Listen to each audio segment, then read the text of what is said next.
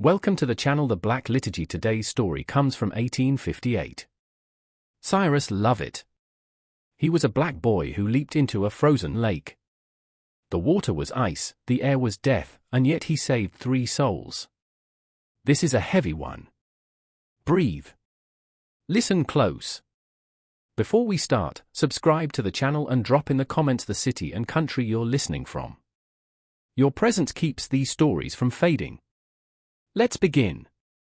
On January 14, 1858, in a small Virginia town named Millbrook, 3 people plunged through the ice of a frozen lake. 2 were children. 1 was a school teacher. And as they screamed for help, as their bodies sank into water so cold it burned, every white man standing on that shore did nothing. Nothing, because not a single one knew how to swim. But there was one who did. A 12-year-old black boy named Cyrus Lovett. A boy considered property. A boy who had been whipped just 5 months earlier for the crime of helping a white woman pick up her books. A boy with every reason in the world to stand and watch them drown. He didn't. What Cyrus Lovett did that frozen January afternoon would be talked about in newspapers across the northern states. It would force a whole community to face an uncomfortable truth about themselves. And it would prove, in the most dramatic way possible, that those they called inferior were capable of a courage they themselves could never summon. This is the true story of the boy who dove into the frozen lake and the 3 souls he saved. But to understand that winter day, we need to go back. Back to the summer of 1857. Back to a place called the Whitmore Plantation, and back to a secret a mother shared with her son in the waters of a hidden river. Cyrus Lovett was born into slavery in the spring of 1846. His mother, Bessie, was a house servant on the plantation of Thomas Whitmore, a tobacco farmer with a bad temper and a heavy hand. Cyrus never knew his father. The man had been sold to an Alabama plantation before Cyrus was even born. Bessie told her son his father was strong and kind, that he sang songs in a language their ancestors brought from Africa. But that was all Cyrus would ever know. In the world of American slavery, families were torn apart like paper.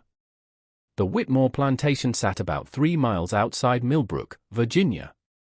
It wasn't the county's biggest, but it was big enough. Thomas Whitmore owned 42 enslaved people, most working the tobacco fields from sunup to sundown. Cyrus was too young for the fields, so his duties were lighter. He carried water. He fed the chickens. He ran errands between the main house and the slave quarters. And every Sunday, while the white folks went to church to pray for their souls, Cyrus and his mother went to the river. The Ashford River ran along the eastern edge of the Whitmore property, hidden behind a thick grove of willow trees. It was there, in those secret waters, that Bessie taught her son to swim. She had learned from her own mother, who had learned from hers, a knowledge stretching back generations, to a time before the slave ships, when their people lived free on the banks of great African rivers. Swimming was a dangerous skill for an enslaved person to have. A slave who could swim was a slave who might escape across a river. A slave who could swim was a threat. So Bessie made Cyrus promise to never tell anyone.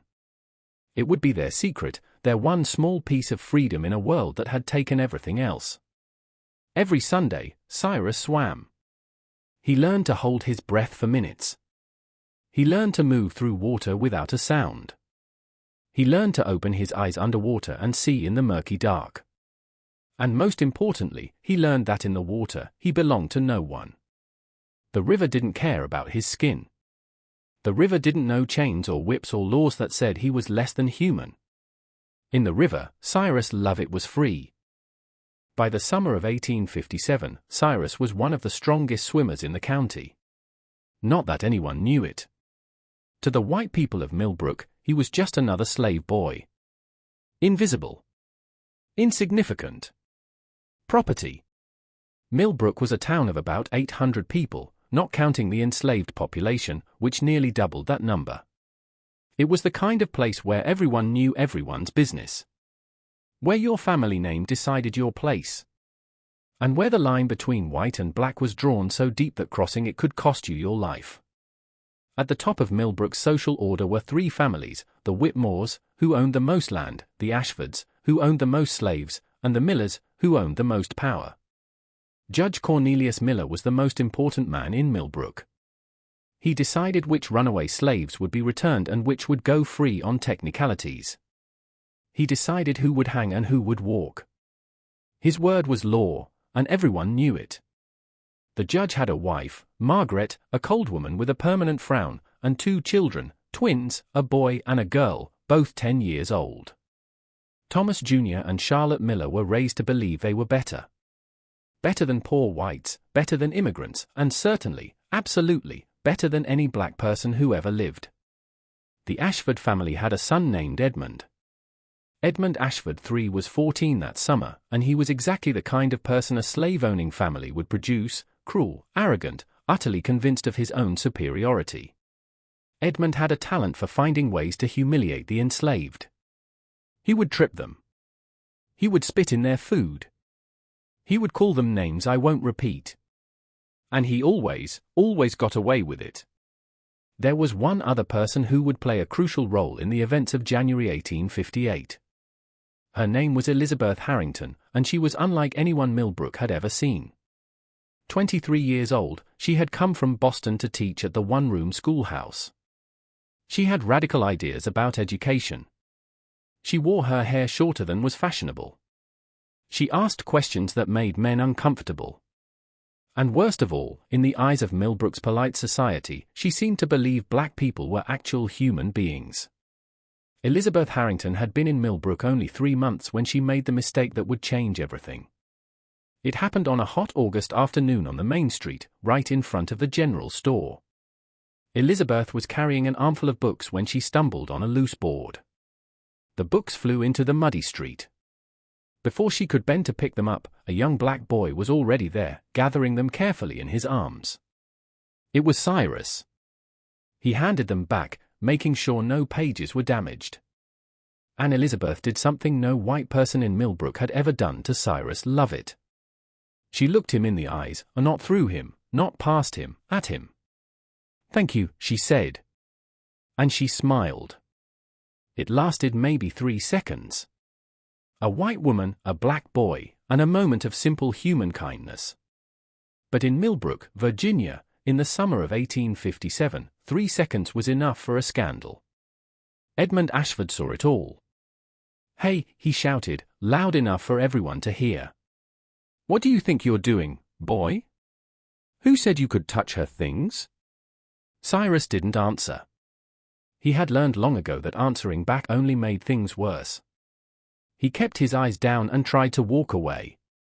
But Edmund wasn't finished. "I'm talking to you," he said, grabbing Cyrus's arm. "You think you can just go around touching a white lady's stuff? You think you're some kind of person?" Elizabeth stepped forward. "Leave him alone. He was just helping me." Edmund turned to her with a sneer. "You must be that Yankee school teacher. Let me give you some advice. Down here, we don't let our animals get too familiar. It gives them ideas." That night, word reached Thomas Whitmore. His slave boy touching a white woman's belongings, looking her in the eye, acting like her equal. In Whitmore's mind, this could not go unpunished. He called his oldest son, William, who was 16. He handed him a leather whip and told him to teach Cyrus a lesson he'd never forget. 20 lashes. They tied Cyrus to a post in the barn and tore the shirt from his back. William Whitmore hesitated for a moment before the first strike. Just a moment. But then he saw his father watching, and whatever humanity flickered in his eyes disappeared. The whip came down. Once. Twice. 3 times. By the 10th lash, Cyrus had stopped screaming. By the 15th, he had stopped moving. By the 20th, blood ran down his back and pooled in the dirt beneath his feet. Bessie found him an hour later, still tied to the post, barely conscious. She cleaned his wounds with water and dressed them with herbs from behind the slave quarters. And through her tears, she whispered something he would remember for the rest of his life. "What you did was right," she said. "Helping that woman was the right thing to do. And the right thing always has a price in this world. But one day, son, one day that price will be paid back." with interest. Cyrus didn't understand then. He was too busy trying to survive, to heal, to make sense of a world where kindness was punished and cruelty rewarded. But he would understand soon enough. The autumn of 1857 was unusually cold. By late October, there was frost on the ground in the mornings. By November, the first snow had fallen. And by December, the lake on the Miller property had frozen solid. Lake Miller was a source of great pride for the judge and his family. The largest body of water in the county, nearly a mile across at its widest. In summer, it was a spot for picnics and fishing. But in winter, when the ice grew thick enough to walk on, it became something else, a skating rink for Millbrook's wealthy families. Every winter, the Millers hosted skating parties. The ladies wore their finest furs. The gentlemen showed off imported skates from New York. And the children raced each other across the frozen water, laughter echoing. Cyrus was never allowed on the lake. Enslaved people weren't permitted such recreation. But he passed by it every day fetching water from the Miller well.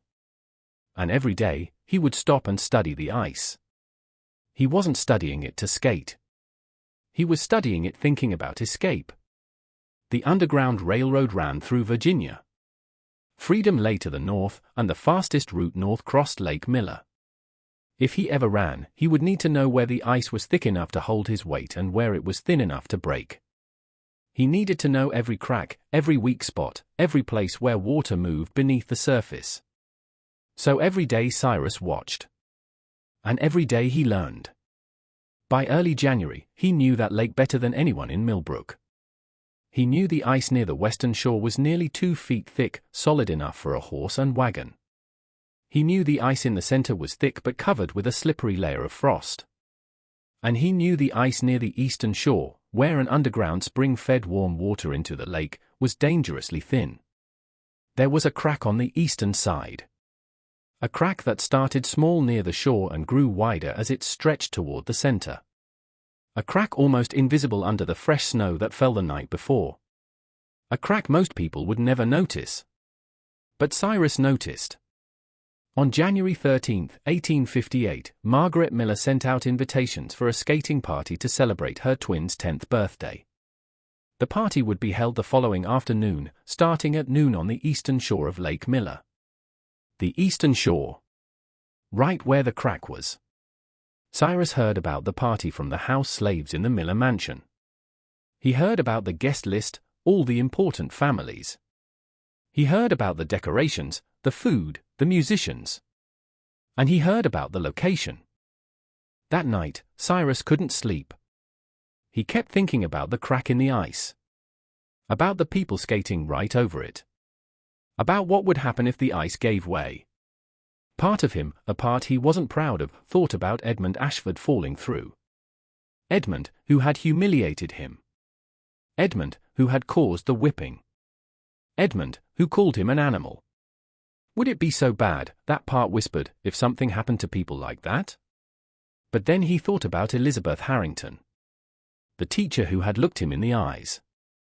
The teacher who had smiled. The teacher who, according to the house slaves, had been invited. And he thought about the children. Thomas Jr. and Charlotte Miller were spoiled and cruel, just like their parents. But they were still children. 10 years old. Younger than Cyrus. He made a decision. In the morning, he would warn someone. The morning of January 14th dawned grey and cold. Heavy clouds hung low, promising more snow. The temperature was in the low 20s, cold enough to keep ice frozen, but not cold enough to seal the crack near the eastern shore. Cyrus was sent to the Miller property early to help with preparations. He carried boxes of decorations from the main house to the lakeside. He helped set up tables on the frozen shore. And all the while, he looked for a chance to warn someone. His chance came around 10, when he spotted Mr. Johnson, the elderly overseer of the Whitmore plantation. Mr. Johnson wasn't kind, but he wasn't the cruelest either. Sometimes, when no one watched, he gave the enslaved workers a few extra minutes of rest. Sometimes he looked the other way when they took food from the fields. He was, Cyrus thought, the closest thing to a reasonable white man in all of Millbrook. Cyrus approached carefully, eyes down, voice low. "Mr. Johnson, sir." "The ice on the eastern side of the lake. There's a crack. The underground spring makes it thin there. It might not be safe for skating." Johnson looked at him with irritation. "What are you talking about, boy?" "The ice, sir. It's dangerous. I've been watching it all winter." Johnson cut him off. "You've been watching it? What business do you have watching anything? Get back to work." "But sir, if people skate over that spot." "I said, get back to work." Johnson's voice rose to a shout. "And don't you ever let me catch you giving advice to white folks again. You understand me?" Cyrus understood. He had tried to do the right thing. And once again, the right thing had been thrown back in his face. He walked away with his head down and his hands shaking, not from cold, but from frustration. He had warned them. No one could say he hadn't tried. The guests began arriving around 11. Carriages rolled up one after another, carrying Millbrook's finest. The Whitmores came in their black carriage with gold trim. The Ashfords came in their new carriage from Philadelphia. Dozens of other families came, eager to celebrate with the most powerful man in the county. By noon, nearly 40 people had gathered on the eastern shore. The ladies sat on benches near warming fires, sipping hot chocolate and gossiping.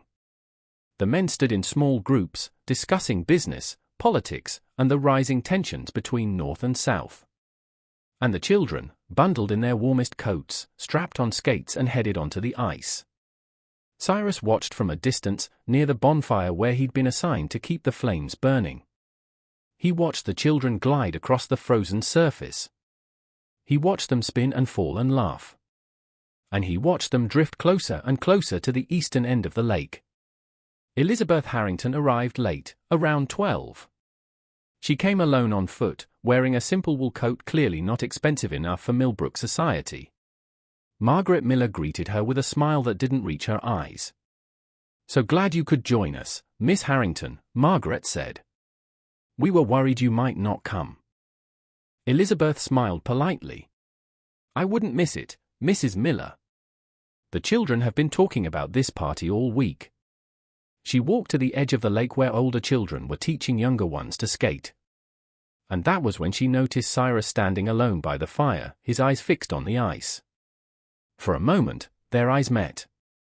Elizabeth saw something in his expression that troubled her. Fear, maybe. Or worry. Something she couldn't quite name.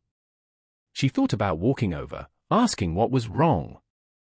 But before she could move, a voice rang out across the lake. "Hey, everybody! Look at me!" It was Edmund Ashford, standing near the center of the ice with his arms spread wide. He had skated farther out than anyone, showing off his speed and skill. "I bet none of you cowards are brave enough to skate to the other side. Come on, who's with me?" Thomas Jr. Miller, eager to prove himself in front of the older boy, raised his hand. "I'll go." His sister Charlotte, not wanting to be left behind, joined him. "Me too." Elizabeth Harrington frowned. She had spent enough winters in Boston to know ice wasn't always as solid as it looked. "Children," she called out. "Maybe we should stay closer to the shore." But Edmund was already skating toward the eastern end. "Come on," he yelled over his shoulder. "Don't be scared." Thomas Jr. and Charlotte followed him. Anne Elizabeth, sighing with resignation, decided to go after them. Someone needed to make sure they didn't do anything foolish. Cyrus watched them go with a growing sense of dread. They were heading right toward the crack. Right toward the thin ice. Right toward disaster. He looked at the adults on the shore. Surely someone would stop them. Surely someone would call them back. But the adults were busy talking. Judge Miller was deep in conversation with Thomas Whitmore about a land deal. Margaret Miller was complaining to the other ladies about the difficulty of finding good house servants. No one was watching the children. No one except Cyrus. He thought about calling out a warning. But who would listen?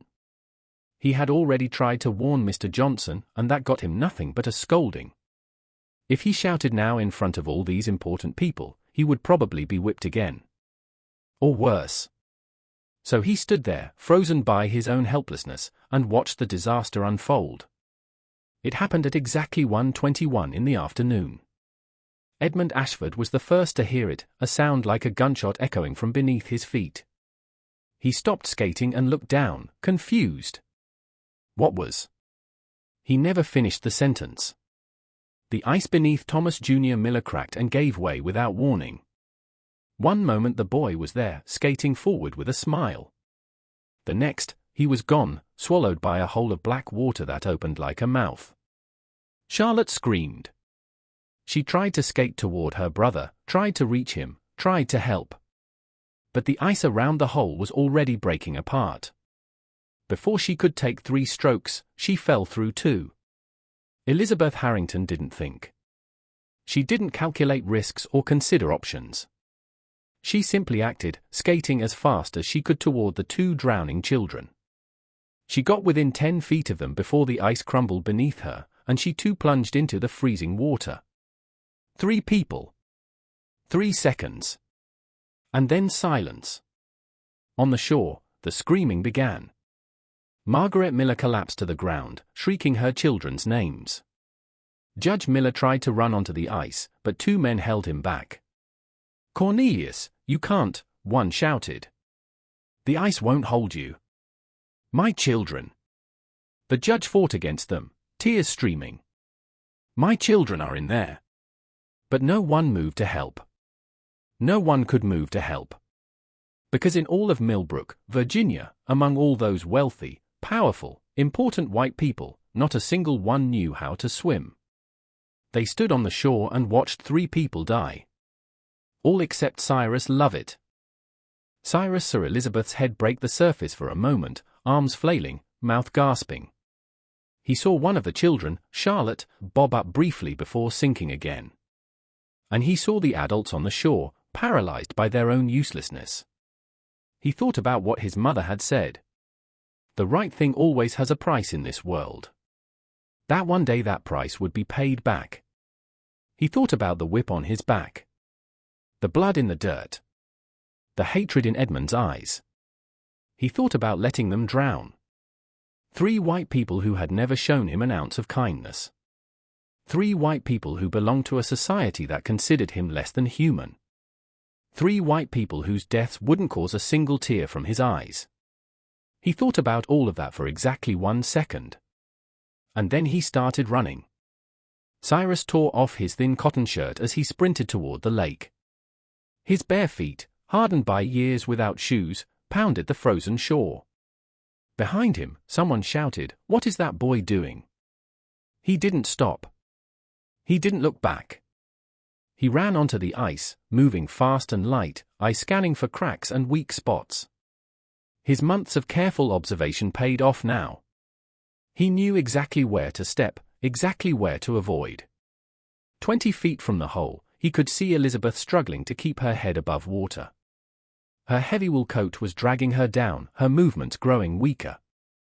15 feet from the hole, he could see Thomas Jr. floating face down, motionless.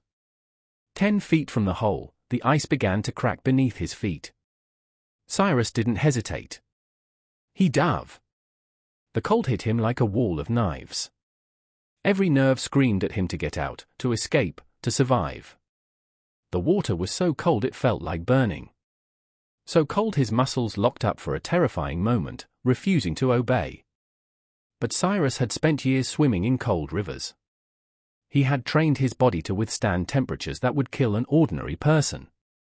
And he had something else, too, something no amount of cold could extinguish. He had purpose. He opened his eyes underwater. The lake was murky and dark, but he could see shapes moving in the gloom. He spotted Thomas Jr. first, the boy's blonde hair floating like seaweed as he sank toward the bottom. Cyrus kicked downward, fighting the cold, trying to freeze his limbs. He reached Thomas Jr. and grabbed him by the hair, the only thing he could grip. Then he turned and swam upward toward the light. The hole in the ice had shifted. The current from the underground spring was pushing the broken pieces around, making the opening smaller. For a terrible moment, Cyrus thought he wouldn't find a way out. But then he saw it, a gap in the ice just wide enough for a body to pass through. He kicked with all his strength, pulling Thomas Jr. behind him. His lungs burned. His vision started going black at the edges. But he kept swimming, kept fighting, kept reaching for that tiny window of light above him. He broke the surface with a gasp that tore his throat raw. Hands reached down from the edge of the ice. White hands belonging to William Whitmore, the same young man who had whipped Cyrus 5 months earlier. William grabbed Thomas Jr. and pulled him out of the water. "He's alive!" William shouted. "He's alive!" Cyrus clung to the edge of the ice, his body shaking violently. He had been in the water less than a minute, but already he felt his strength fading. The cold seeped into his bones, slowed his thoughts, made his movements clumsy. He could stop now. He had done more than anyone expected. He had saved the judge's son. Surely that was enough. But Charlotte was still down there. And so was Elizabeth. Cyrus took 3 deep breaths. Then he let go of the ice and dove back under. Charlotte had sunk deeper than her brother. The current had caught her dress and was pulling her toward the center of the lake, toward the warmth of the underground spring. Cyrus swam after her, arms cutting through black water, eyes straining to see in the dark. He found her tangled in something, weeds, maybe, or debris from the lake bed. Her face was pale, her eyes closed. She wasn't moving. Cyrus grabbed her arm and pulled. Nothing happened. He pulled again, harder. Still nothing.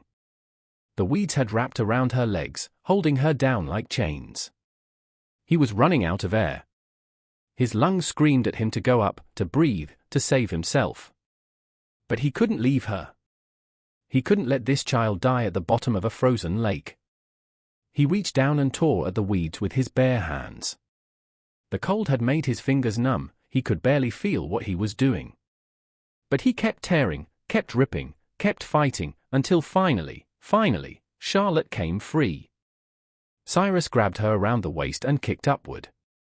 But the hole he had used before was gone. The ice had shifted again, and now there was nothing but a solid white ceiling above him. He was trapped. For a moment, Cyrus felt something he never had before, a despair. Complete, total, overwhelming despair. He had tried to do the right thing, and the right thing was going to kill him. But then, through the ice, he saw a shadow moving. Someone was up there, crawling on hands and knees, looking down through the frozen surface. Cyrus punched the ice with his fist. Once. Twice. 3 times. On the 4th punch, a crack appeared. On the 5th, it widened. And on the 6th, a hand broke through from above and grabbed his wrist. It was Edmund Ashford. Edmund, who had humiliated him. Edmund, who had caused the whipping.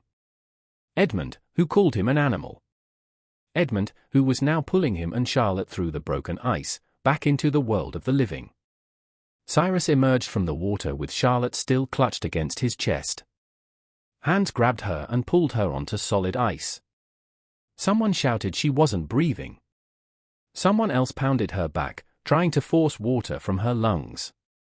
Cyrus tried to stand, but his legs wouldn't hold him. He collapsed onto the ice, shivering so hard his teeth rattled. "The teacher," someone said. "The teacher is still down there." Cyrus looked toward the hole. Elizabeth Harrington had been in the water longer than anyone. If she was still alive, she wouldn't be for much longer. He thought about giving up. He had saved 2 people, 2 children who would have died without him. Surely that was enough. Surely no one could expect him to go back into that frozen hell a 3rd time. But then he remembered the way Elizabeth had looked at him. The way she had smiled. The way she had said thank you, as if he were a person deserving of thanks. She had treated him like a human being. And human beings don't abandon each other. Cyrus crawled to the edge of the hole. His body was shutting down. His movements were slow and clumsy. His thoughts were foggy, distant, like he was watching himself from far away. He took one last breath. And he dove. Elizabeth was at the bottom of the lake. Her heavy wool coat had filled with water and dragged her down like an anchor. She was caught, her arm twisted at an odd angle, her body motionless. Cyrus swam down to her. It was the hardest thing he had ever done. His muscles were failing. His lungs were empty. His heart was slowing in his chest. He reached Elizabeth and grabbed her coat. He pulled. The coat didn't move. Something was holding it, a branch, maybe, or a root from a tree that had fallen into the lake years ago. Cyrus didn't have time to free her gently. He didn't have time for anything. So he did the only thing he could do. He ripped the coat off her body. The buttons tore away. The seams split apart. And Elizabeth Harrington came free, floating upward in her simple white dress like a ghost rising from the grave. Cyrus grabbed her around the waist and kicked. His legs barely responded. His arms felt like lead. But he kicked anyway, again and again, pushing himself toward the surface through sheer force of will. He didn't see the hole. He didn't see the light. He just kept swimming upward, praying he would find a way out before his body gave up completely. His head struck ice. Solid, thick, unbreakable ice. He was trapped again. And this time, there was no one above to help. Cyrus felt his grip on Elizabeth loosening. He felt his eyes closing. He felt the cold wrapping around him like a blanket, pulling him down into darkness. So this is how I die, he thought. In the cold, in the dark, alone. Just like we've always been treated. He stopped struggling. He let the water take him. He began to sink. And then something grabbed his hand. Elizabeth's eyes were open. She was awake. And she was pulling him toward a light he hadn't seen, a crack in the ice, barely visible, just a few feet away. Together, they swam toward it. Together, they clawed at the ice, breaking it apart with frozen fingers. Together, they burst through the surface, gasping, coughing, crying out in voices that sounded like they came from another world. Hands reached down and pulled them out. Cyrus lay on the ice, unable to move, unable to think, unable to do anything except breathe. The air burned his lungs. The cold burned his skin. Everything burned. But he was alive. And so were the 3 people he had saved. Someone wrapped a coat around him. Someone carried him to shore. Someone put him next to a fire and piled blankets on top of him. He heard voices, distant and muffled, like they came from underwater. He saved them. All 3 of them. The boy. The slave boy. How is that possible? Cyrus closed his eyes. The last thing he heard before unconsciousness took him was the sound of Charlotte Miller coughing up water. The sound of life returning to a body moments from death. The sound of a miracle. When Cyrus Lovett opened his eyes, he didn't know where he was. The ceiling above was rough wooden planks. The air smelled of smoke and something medicinal. And there was a face hovering over him, a face he recognized. His mother. Bessie was crying. Not the silent tears she usually shed when no one watched. Real tears. Loud tears. The kind that came from a place so deep no suffering could ever dry them up. My boy, she kept saying, over and over. My brave, foolish, beautiful boy. Cyrus tried to speak, but his throat was raw and swollen. He tried to move, but his body felt filled with sand. He managed to lift one hand just a few inches off the rough blanket covering him, and Bessie grabbed it like it was the most precious thing in the world. You've been asleep 2 days, she said. 2 whole days. The fever almost took you. I thought I was going to lose you, baby. I thought the Lord was going to take you from me. Cyrus closed his eyes. 2 days. He had been unconscious 2 days. Slowly, memories returned. The lake. The ice.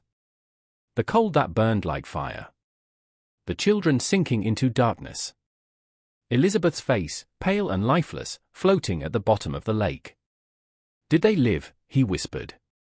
His voice was barely audible, a croak more than a word. The people I pulled out. Did they live? Bessie squeezed his hand tighter. They lived, she said. All three of them. Because of you. Cyrus let out a breath he didn't know he'd been holding. Then he closed his eyes and slept again. The next time he woke, the fever had broken. He was still weak, still exhausted, still aching in places he didn't know could ache. But he was alive. And for the first time since the lake, he could think clearly. He was in the slave quarters on the Whitmore plantation. The same small cabin he'd lived in his entire life.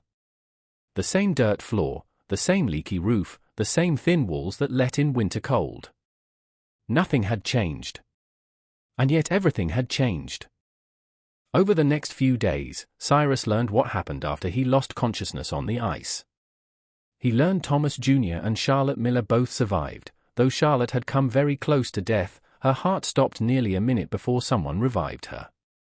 He learned Elizabeth Harrington was alive but badly weakened, confined to bed in the Miller mansion, cared for by the family doctor.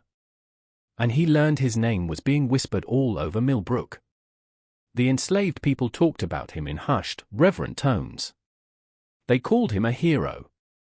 They said he had done something no white man in the county had the courage to do. They said God had given him a gift, and he had used it to save lives. The white people talked about him too, but in very different tones. Some called him brave. Some called him foolish.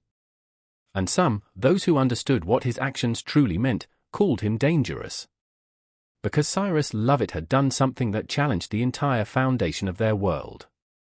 He had proven, in the most public and undeniable way possible, that a black person could be more courageous, more selfless, more heroic than any white person who claimed to be his superior. And that was a truth they could not allow to stand. Thomas Whitmore came to see Cyrus on the 5th day after the rescue. He stood in the doorway of the slave cabin, his face unreadable, hands clasped behind his back. "I hear you're feeling better," he said. "Yes, sir," Cyrus replied. He kept his eyes down the way he'd been taught. Kept his voice soft and deferential. But inside, something had changed. Something had hardened. "What you did on that lake," Whitmore continued, "it was unexpected." Cyrus said nothing. "The Miller children would have died without you. The judge's own son and daughter. Do you understand what that means?" Cyrus understood exactly. It meant the most powerful man in Millbrook owed his children's lives to a slave boy. It meant every time Judge Miller looked at Thomas Jr. and Charlotte, he would be reminded of what Cyrus had done. It meant the natural order, the order that said white people were superior and black people inferior, had been turned upside down in the most dramatic way imaginable. Whitmore was silent a long moment. Then he said something that surprised Cyrus. "The judge wants to see you. When you're well enough to walk, you're to present yourself at the Miller mansion." Cyrus looked up, forgetting for a moment to keep his eyes down. "Why?" "That's not for you to question, boy. Just do as you're told." And with that, Thomas Whitmore turned and walked away. Cyrus went to the Miller mansion on the 10th day after the rescue. His legs were still weak, his lungs still burned when he breathed too deeply, but he walked the 3 miles from the Whitmore plantation without complaint, wearing his cleanest shirt and only pair of shoes. The mansion was the largest building in Millbrook, 3 stories tall, with white columns in front and windows that gleamed like diamonds in the winter sun. Cyrus had never been inside. Enslaved people entered through the back, through servants' quarters, through parts of the house the family never had to see. But today, for reasons no one explained, Cyrus was led through the front door. The entryway was bigger than his entire cabin. The floors were polished marble. The walls were covered with paintings of stern-looking white men in old-fashioned clothes. And at the far end of the hall, sitting in a chair that looked almost like a throne, was Judge Cornelius Miller. The judge was a large man, broad-shouldered and heavyset, with a face permanently set in disapproval. He had small, dark eyes that missed nothing and a mouth that rarely smiled. He was, by all accounts, the most feared man in Millbrook. And right now, those small dark eyes were fixed on Cyrus. "Come closer," the judge said. Cyrus walked forward, heart pounding. He stopped a few feet from the judge's chair and stood with head bowed, waiting. "Look at me," the judge commanded. Cyrus looked up. It was the first time he had ever looked a white man directly in the eyes without being punished. For a long moment, neither spoke. Then Judge Miller did something Cyrus never expected. He stood up. And he extended his hand. Cyrus stared at the hand like it was a snake that might bite him. White men did not shake hands with slaves. It simply wasn't done. It was against every rule of the society they lived in, against every law of nature men like Judge Miller believed in. "Take it," the judge said. His voice was strained, as if the words were pulled from him against his will. "You saved my children's lives. The least I can do is shake your hand." Cyrus reached out slowly, carefully, and took the judge's hand. The handshake lasted only a second. Then Judge Miller pulled away as if the contact had burned him. "I am told," the judge continued, "that you tried to warn someone about the ice. That you told old Johnson the eastern shore was dangerous." "Yes, sir." "And no one listened to you?" "No, sir." The judge was silent a moment. Then he said, "They should have." It was the closest thing to an admission of fault Cyrus had ever heard from a white man. "I have spoken with Thomas Whitmore," the judge continued. "I have asked him to treat you fairly as a reward for what you did." Cyrus felt a spark of hope flare in his chest. Did that mean freedom?